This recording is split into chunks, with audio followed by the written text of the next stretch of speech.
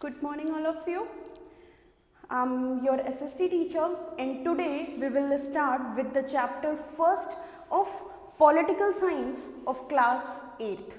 Okay, this is the first chapter of political chapter and very important chapter forever. Just because in this chapter we studied about the role of constitution.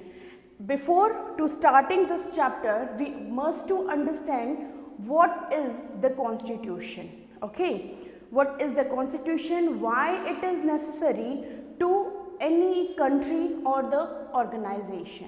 Okay, any country or organization should have it necessary to have the constitution for their organization or country. So let's start with this. There is a class 8 chapter first of political role of constitution part 1, because it is a very big topic, so that's why we studied in some parts. Okay, this is a part 1. So first question is raised to throw the topic, what is the constitution? So I am writing here the question number first, what is the constitution? Constitution क्या होता है?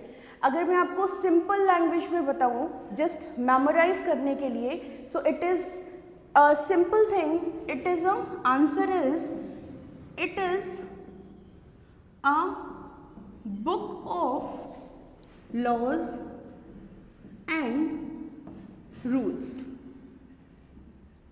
अगर simple line में बताऊं without any कि bookish language या bookish definition के according ना जानते हुए, हम अगर सिंपल वर्ड्स में समझेंगे, सो द कॉन्स्टिट्यूशन और it is a book of laws and rules for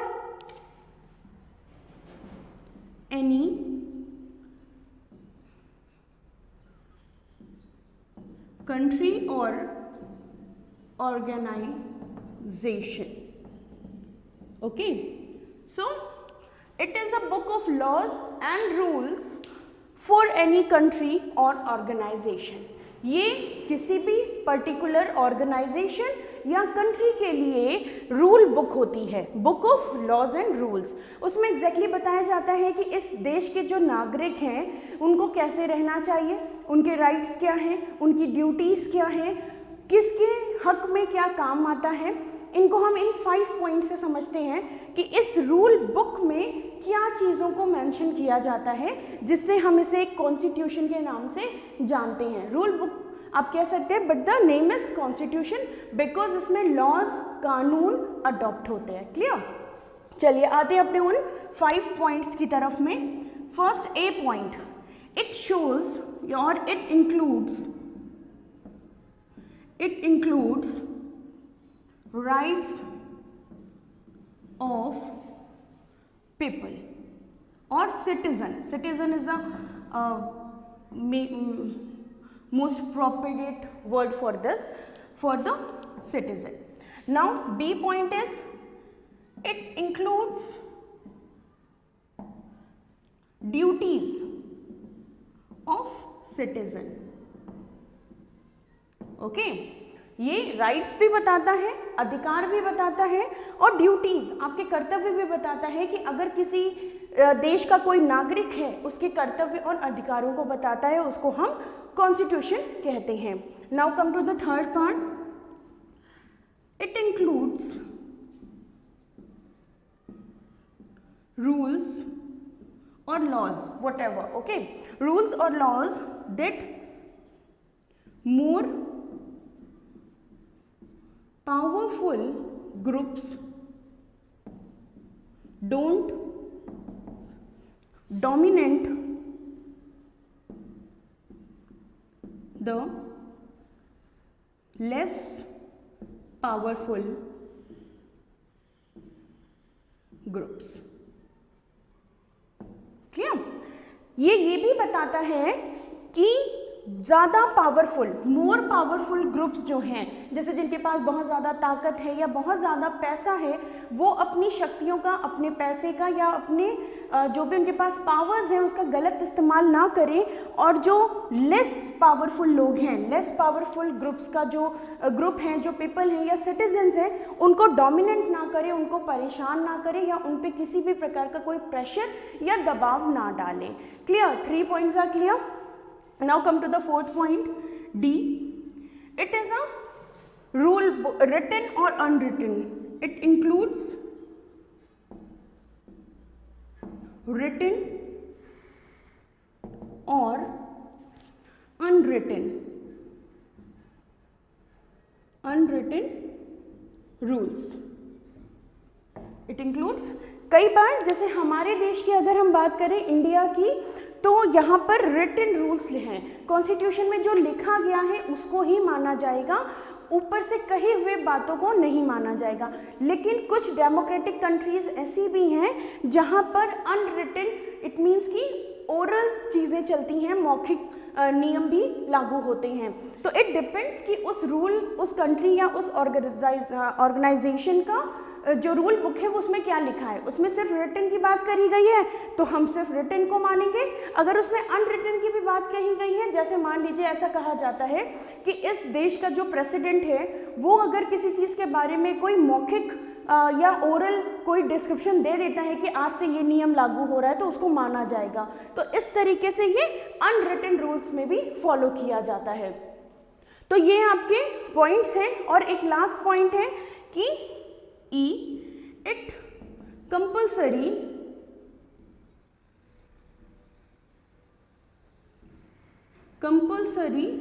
to adopt by every citizen। और ये कंपल्सरी है कि हर सिटीजन, एवरी सिटीजन इसे अडॉप्ट करे। अगर ये डेमोक्रेटिक कंट्री में है, it compulsory to adopt by the all citizen. So these are the 5 points जो आपको क्लियर करते हैं कि एक कॉन्स्टिट्यूशन क्या है। It's so easy, so simple. एक बार और जल्दी से पढ़ते हैं। It is a book of laws and rules for any country और ऑर्गेनाइजेशन। क्लियर? कौन से 5 पॉइंट्स हैं जो इसमें इंक्लूड किए जाते हैं most? It includes right of citizen, अधिकार। It includes duties of citizen, कर्तव्य। It includes rule more powerful groups don't dominate the less powerful groups. ये बताता है कि ज़्यादा पावरफुल लोगों को ये हक नहीं है कि वो अपने पैसे का या अपने पावर्स का गलत इस्तेमाल छोटे लोगों पे या कम पावरफुल लोगों पर करें। इट इंक्लूड्स रिटन और अनरिटन रूल्स। इसमें लिखे हुए रूल्स को भी फॉलो किया जा सकता है और अनरिटन रूल्स को भी फॉलो किया जा सकता है, जैसा जिस कंट्री में प्रावधान हो, जैसा लॉ वहाँ पे बनाया गया हो। जैसे हमारे इंडिया में रिटन को मान्यता दी गई है। Clear? Now come to the last point. It compulsory to adopt by every citizen. ये कंपल्सरी है कि उस देश का या उस ऑर्गेनाइजेशन के जो भी मेंबर्स या सिटीजन्स हैं वो इस रूल बुक के सारे रूल्स को फॉलो करेंगे। तो यहाँ पे हमारा what is the constitution point is clear. Now we come to the second point जो आपकी बुक में सेकेंड टॉपिक भी दिया गया है, मेकिंग ऑफ कॉन्स्टिट्यूशन। देखिए अब हम बात करेंगे, क्योंकि हम अपने 8th क्लास के चैप्टर में पढ़ेंगे, तो 8th क्लास के चैप्टर में हम अपने इंडिया के बारे में पढ़ रहे हैं। क्लियर? इंडिया के बारे में पढ़ रहे हैं तो इंडियन कॉन्स्टिट्यूशन के बारे में पढ़ेंगे। इंडियन कॉन्स्टिट्यूशन के बारे में पढ़ेंगे तो इट्स नेसेसरी कि इसकी जो स्टार्टिंग है, सबसे पहले दिमाग में किसके आई ये बात, सबसे पहले स्टार्ट किसने किया कि यार हमारा इतना बड़ा बिग नेशन है, because India is a big nation. तो हमारा इतना बड़ा नेशन है, इसको चलाने के लिए हमें एक रूल बुक चाहिए। वो रूल बुक बनाएगा कौन? कोई भी तो नहीं बना सकता। उसके लिए एक पर्टिकुलर किसी व्यक्ति को होता है ना कि तेज दिमाग चाहिए, हर किसी के बारे में सोचे। ऐसा नहीं है कि किसी एक पर्टिकुलर जो ट्राइब्स हैं या लोग हैं उनके बारे में सोचे, वो हर किसी के बारे में सोचे। तो चलो बात करते हैं कि making the rules of Indian constitution और मेकिंग ऑफ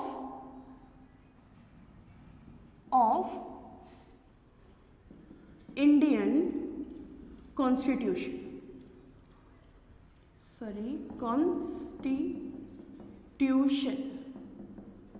ठीक है। मेकिंग ऑफ इंडियन कॉन्स्टिट्यूशन क्या ज़रूरत पड़ी? और ज़रूरत तो पड़ी थी बट फिर इसको हमने बनाया कैसे। बात करते हैं बिल्कुल स्टार्टिंग के पॉइंट से, सन 1934 हमारी आज़ादी के पहले की बात कर रहे हैं हम। बहुत ध्यान से इसको समझिएगा आप, बिकॉज कि आपको अगर सन में कंफ्यूजन हो गया तो ये चीज़ मेकिंग ऑफ कॉन्स्टिट्यूशन आपको थोड़ा सा प्रॉब्लम होगा समझने में, इसलिए सन वाइज बहुत ध्यान से इस चीज़ को समझेंगे। 1934 का टाइम था, हमारे इंडियंस को लगा कि अब ज़रूरत है हमारे लिए एक लॉ बनाने की। लॉ तो बनाना है, बनाएगा कौन? Question is a big question is that कि लॉ तो ज़रूरत है बट इसे बनाएगा कौन। 1934 का सन चल रहा था, इसमें एक हमारी इंडियन आप कह सकते हैं पॉलिटिकल पार्टी थी, फर्स्ट पॉलिटिकल पार्टी जिसका नाम था INC, जिसको कि Indian national Congress, Indian national Congress के नाम से जाना जाता था। ठीक है, ये हमारी फर्स्ट पॉलिटिकल पार्टी है इंडिया की। ओके, तो इंडियन नेशनल कांग्रेस को ने बोला कि देखो भाई हमारा देश तो आज़ाद होगा ही होगा, आज़ाद होने के साथ साथ हमें रूल बुक चाहिए। रूल बुक अब क्या करा जाए? उन्होंने उस टाइम, क्योंकि ब्रिटिशर्स का रूल चल रहा था हमारे इंडिया पे, तो ब्रिटिशर्स से हर चीज़ की हमें परमिशन लेनी होती थी। ये ग्रुप बनाया गया, कॉन्स्टिट्यूशन के बारे में एक ड्राफ्टिंग की गई, एक बात करी गई आपस में। कहाँ पे बात करी गई? इंडियन नेशनल कांग्रेस के ग्रुप में, जो कि हमारी पॉलिटिकल पार्टी है, वहाँ बात की गई। और फाइनली 1940 में Britishers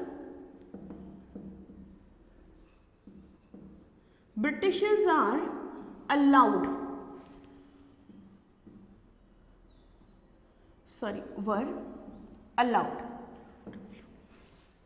allowed to make the constitution। उन्होंने बोला चलो ठीक है बना लो आप अपना कॉन्स्टिट्यूशन, बिकॉज उसके पहले क्या होता था कि जो ब्रिटिशर्स होते थे ना, उनके अकॉर्डिंग हमारे नियम चलते थे। वो बोलते थे गलत तो गलत, वो बोलते थे सही तो सही। अब इंडियंस ने अपने लिए भी एक रूल बुक का चुनाव किया, उन्होंने बोला कि हमारी एक रूल बुक बननी चाहिए। अब बात करते हैं 1940 में इसकी डिमांड आई और उस डिमांड को ब्रिटिशर्स ने अलाउड कर दिया, बोला ठीक है बना लो आप अपने। बात आती है 1946 की। अब ये इतना टाइम निकल गया और 1946 में बात आती है कि एक कमेटी बनाई जाती है, एक इलेक्शन हेल्ड होता है, इलेक्शन हेल्ड फॉर कमेटी।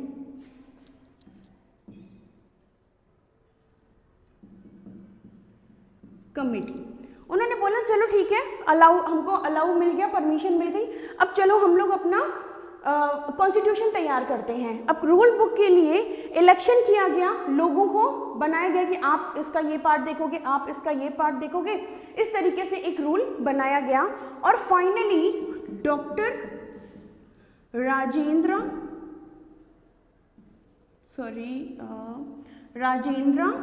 प्रसाद, ठीक है, राजेंद्र प्रसाद जो कि हमारे फर्स्ट प्रेसिडेंट भी थे, उनको इस कमेटी का चेयरमैन बनाया गया। ठीक है, चेयरमैन बना दिया गया, बोला कि आपके अंडर में बाकी लोग काम करेंगे, ये बात बोल के। अब elections held for the committee के हेड या चेयरमैन कौन बनाए गए? डॉक्टर राजेंद्र प्रसाद। उसके बाद बात आई 46 में, ये स्टार्टिंग में हो गया। अब डॉक्टर राजेंद्र प्रसाद ने बोला कि ये मैं अकेले नहीं कर सकता, मुझे एक पूरा ग्रुप चाहिए, पूरी एक कमेटी के लोग चाहिए। फाइनली 1946 अगेन इन जुलाई और अगस्त के टाइम पे फिर से एक कमेटी जो बनाई गई, जिसको हम बोल सकते हैं कि जो ये कमेटी थी, जो ये असेंबली बनाई गई, कॉन्स्टिट्यूशनल असेंबली वॉज हेल्ड। यहाँ पे लिखते हैं कॉन्स्टिट्यूशनल असेंबली वॉज अडॉप्टेड, बना दी गई। ठीक है, और सबने मान के सबने बोला अच्छा ठीक है, जो राजेंद्र प्रसाद जी हैं वो हमारे कॉन्स्टिट्यूशनल असेंबली के चेयरमैन होंगे। यहाँ से ये बात खत्म हो गई। इसके बाद राजेंद्र प्रसाद जी ने क्या किया, हमारे क्योंकि because India have a very different kind of regions, है ना, different kind of languages, different kind of people of areas, है ना, विच दे वन बिलोंगिंग। तो उन्होंने बोला मेरे अकेले से नहीं होगा, और उस टाइम ऑलरेडी छोटी छोटी जो कमिटीज़ थी वो बनने लगी थी, लोगों ने अपने रूल्स और रेगुलेशंस बनाने शुरू कर दिए थे। तो उन्होंने, उनके सामने एक चैलेंज आया, 3 बड़ी कमिटीज़ का नाम आए, कौन कौन से? पहला आया यूनियन कॉन्स्टिट्यूशनल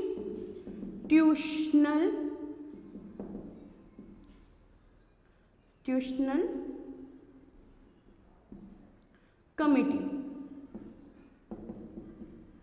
ठीक है। सेकंड आया यूनियन पावर कमेटी, ठीक है। और लास्ट में आया एक थर्ड नाम, कमेटी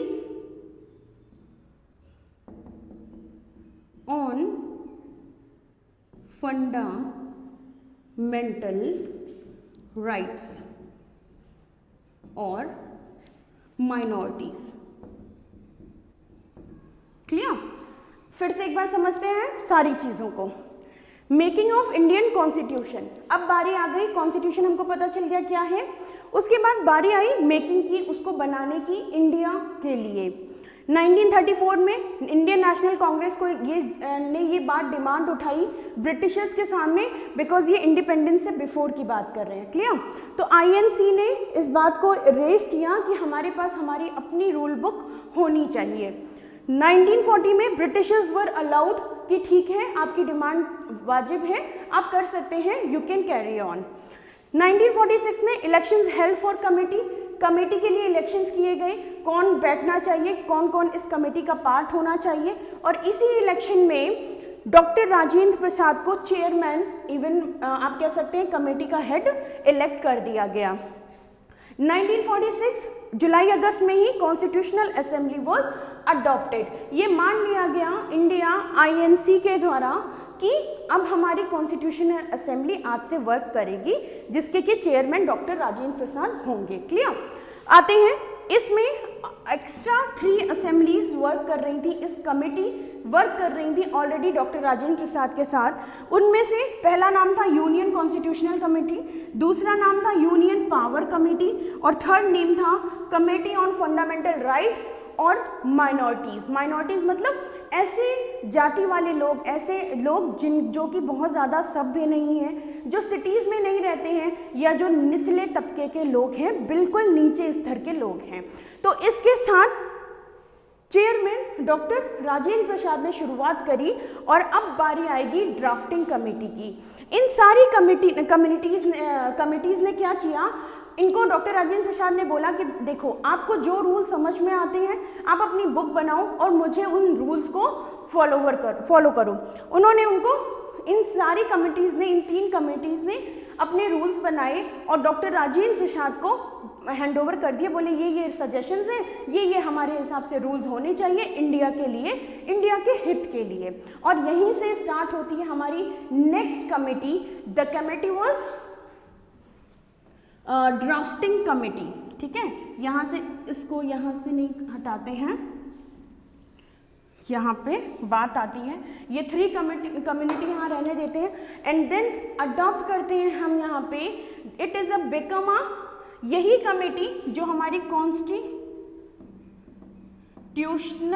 कमेटी है, यही 1947 में अडॉप्ट करी गई, अडॉप्टेड बाय द नेशन। इसी को नेशन, पूरे राष्ट्र ने अडॉप्ट कर लिया कि हमारी जो कॉन्स्टिट्यूशनल कमेटी है, यही हमारी, जब हमें आज़ादी मिल गई 15 अगस्त को, तो भी हमने इसे ही कॉन्स्टिट्यूशनल असेंबली माना था। नेक्स्ट आ जाते हैं हम अपने 1947 ड्राफ्ट कमेटी पे। ड्राफ्ट कमेटी अब फाइनली क्या बना, फाइनली हमारे जो डॉक्टर भीमराव अंबेडकर,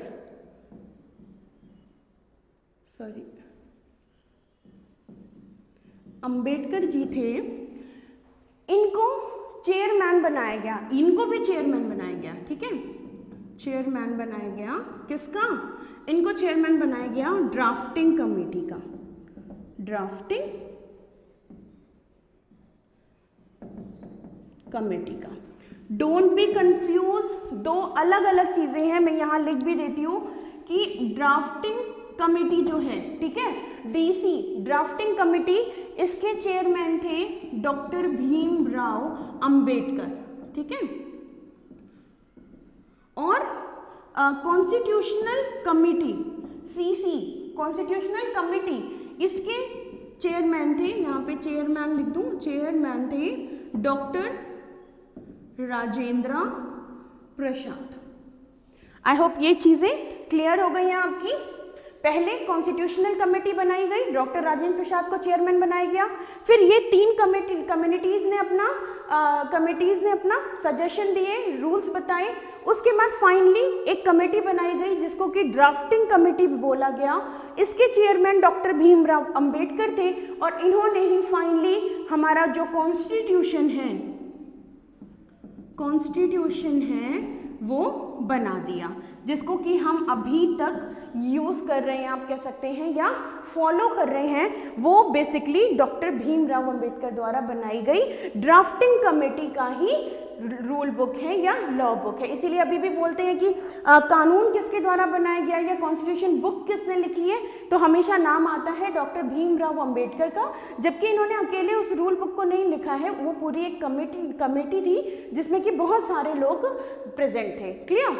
चलिए, यहाँ तक ये बात क्लियर होती है। अब बात आती है हमारी कंप्लीशन की। इन्होंने कॉन्स्टिट्यूशन की बुक तो लिख ली, और इन्होंने बुक लिखने के बाद कॉन्स्टिट्यूशनल असेंबली कौन है? डॉक्टर राजेंद्र प्रसाद वाली। इन्होंने इनको बोला, कब बोला कि 17 अक्टूबर 1947 को इन्होंने बोला, भाई हमने तो कंप्लीट कर ली, डन। आप बोलते हो ना मैम डन, वर्क डन, तो इन्होंने बोला भाई आपने जो हमें रिस्पॉन्सिबिलिटी दी थी वो हमारी कंप्लीट हो गई है 17 अक्टूबर 1947 को। उसके बाद 1949 को, 47 को तो उन्होंने अडॉप्ट ही किया ना, उनको बनाने के लिए दिया था लगभग 2 महीने, अगस्त में दिया गया था, और लगभग 2 साल और 1.5 महीने के बाद उन्होंने उनको बोला कि हमारी जो कॉन्स्टिट्यूशन ड्राफ्ट है ये कंप्लीट हो गया है, ये जो बुक है ना कॉन्स्टिट्यूशन, ये हमारी कंप्लीट हो गई है। किसने बोला? डॉक्टर भीमराव अंबेडकर ने बोला। क्लियर? फिर आ जाते हैं इसको 26 नवंबर 1949, उसी में 2 महीने के लगभग बाद में इसको अडॉप्ट कर लिया, अडॉप्टेड बाय कॉन्स्टिट्यूशनल कमेटी मतलब राजेंद्र प्रसाद जी ने बोला ये बिल्कुल सही है, करेक्ट है, यही रूल बुक रहेगी, इसमें कोई दिक्कत नहीं है। फाइनली फिर लगभग 2 महीने बाद 26 जनवरी 1950 को इसको इन्फोर्स कर दिया गया या इनएक्ट कर दिया गया सिटीजन्स ऑफ इंडिया, या कह सकते हैं इसको इंडियन सिटीजन्स ने अडॉप्ट कर लिया 16 जनवरी 1950 को, जिसको कि हम रिपब्लिक डे के रूप में सेलिब्रेट करते हैं। तो ये एक फॉर्मेशन था, ये एक पूरा आपको मैंने जरिया बताया कि कैसे कॉन्स्टिट्यूशन क्या होता है और कैसे कैसे हमने स्टार्टिंग करी 1934 से, एक सोच लाई कि मेरा देश है, मेरे देश के लिए मेरा रूल बुक होना चाहिए, और इस 1934 के से स्टार्टिंग के बाद लगभग 50 में 44 और लगभग 16 साल बाद हमने उसे अडॉप्ट कर लिया पूरी तरीके से कॉन्स्टिट्यूशन को बना के। आपको ये पता होगा हमारा जो कॉन्स्टिट्यूशन है ये वर्ल्ड का बिगेस्ट रिटन कॉन्स्टिट्यूशन है, लिखित जो संविधान है वो हमारे ही देश का सबसे बड़ा संविधान माना जाता है। क्लियर? तो यहाँ तक ये बात हो गई। अब देखिए, अब आपके बुक में एक पैरा दिया हुआ है, नेक्स्ट पैरा है, उसमें लिखा है ideal constitution. Ideal constitution means क्या होता है? आइडियल मतलब आधार या जिसको आप फॉलो करें ऐसे लोग, ठीक है। तो आइडियल कॉन्स्टिट्यूशन, जब भी कोई आइडियल कॉन्स्टिट्यूशन की बात होती है, ideal constitution, ideal constitution means होता है परफेक्ट। अगर हम आइडियल को बोलें तो इसका मतलब है परफेक्ट। परफेक्ट कॉन्स्टिट्यूशन क्या होता है? ऐसा कॉन्स्टिट्यूशन जिसमें जो हमारा रूलर है, ठीक है, जो हमारा ध्यान रख रहा है, रूलर तो कोई नहीं है बट जो हेड है, जो जिसको हमने सारी जिम्मेदारी दे रखी है, वो और उसके बाद नीचे वाले दोनों के लिए रूल्स बराबर हो। तो हम अपने नेक्स्ट पूरे चैप्टर में पढ़ेंगे प्रेमेबल। नेक्स्ट पॉइंट पढ़ेंगे हम part second A, part third, part fourth and last में पढ़ेंगे हम पार्ट 16 के बारे में। प्रेमेबल, इसमें यह बताया गया है कि हमारा जो देश है उसके नियम वो किसके लिए बना है। इसके 4 मेन पॉइंट हैं। इक्वलिटी, सबके में बराबर होना चाहिए, फ्रेटर्निटी, भाईचारा होना चाहिए, और लिबर्टी, स्वतंत्रता होनी चाहिए, और लास्ट में एक है सोवर्जिनिटी या फिर सोशलिस्टिक, मतलब सारे लोग अपने अपने समाज या जो लोग हैं, कम्युनिटी है, उनको फॉलो कर सकते हैं, उनको कोई प्रेशराइज नहीं करेगा। तो ये प्रेमेबल में दिया गया है। पार्ट सेकंड में बताया गया है फंडामेंटल राइट्स के बारे में। फंडामेंटल राइट्स, फंडामेंटल राइट्स क्या होते हैं? जो मेरे या आपके मानवाधिकार होते हैं, जो हमें चाहिए ही चाहिए। जैसे हमें कहीं भी कुछ बोलने का अधिकार है, हम किसी के बारे में भी कहीं भी कुछ भी बोल सकते हैं, हमें कोई रोक नहीं सकता। हम अपने हक के लिए लड़ सकते हैं, एजुकेशन ले सकते हैं, फ्रीडम कर सकते हैं, लाइफ अपने अकॉर्डिंग हम जिंदगी जी सकते हैं। तो इस तरीके के फंडामेंटल राइट्स जो है, मानव अधिकार, वो हमारे पार्ट सेकंड ए में दिए गए हैं। नेक्स्ट आते हैं इसमें फंडामेंटल ड्यूटीज दी गई हैं, DUTIES, ड्यूटीज दी गई हैं, और पार्ट थर्ड में दिए गए हैं फंडामेंटल राइट्स। क्लियर? यहाँ पे हमारे अधिकार हैं और यहाँ पे हमारे कर्तव्य हैं। हमें याद रखना, सेकंड ए में ड्यूटीज है, हमें क्या करना चाहिए, और पार्ट थर्ड में फंडामेंटल राइट्स है, हमारे पास किस तरीके के कौन से अधिकार हैं। नेक्स्ट आते हैं पार्ट फोर्थ में। पार्ट फोर्थ में दिया गया है directive principle of the state policy. Directive principles of state policy, मतलब हमारा तो क्या इंडिया है, जस्ट सपोज कि ये हमारा इंडिया है, और यहाँ पे अलग अलग है, यहाँ गुजरात है, राजस्थान है, महाराष्ट्र है, गोवा है, कर्नाटका है, केरला है, तमिलनाडु, ऐसे डिफरेंट ऑफ स्टेट्स में भी डिवाइड है हमारा इंडिया। तो directive principles of the principles for the state policy, state policy क्या होनी चाहिए, उनके सिद्धांत उसमें लिखे हुए हैं। और लास्ट पार्ट जो हमारे लिए यूजफुल है, 16 पार्ट, जिसमें दिया गया है special provisions relating to classes, special provisions related to classes,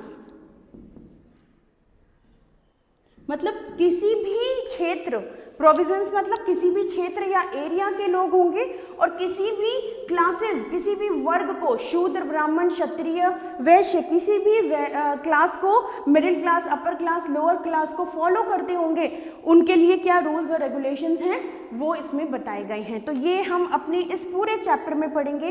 part first यही फिनिश होता है, इसके बाद स्टार्ट करेंगे हम इन 1, 2, 3, 4, 5 को। इसके साथ हम रीड करेंगे डॉरी सिस्टम को और बाकी बहुत सारी इंटरेस्टिंग चीज़ों को। आई होप ये सारी चीज़ें समझ में आई होंगी।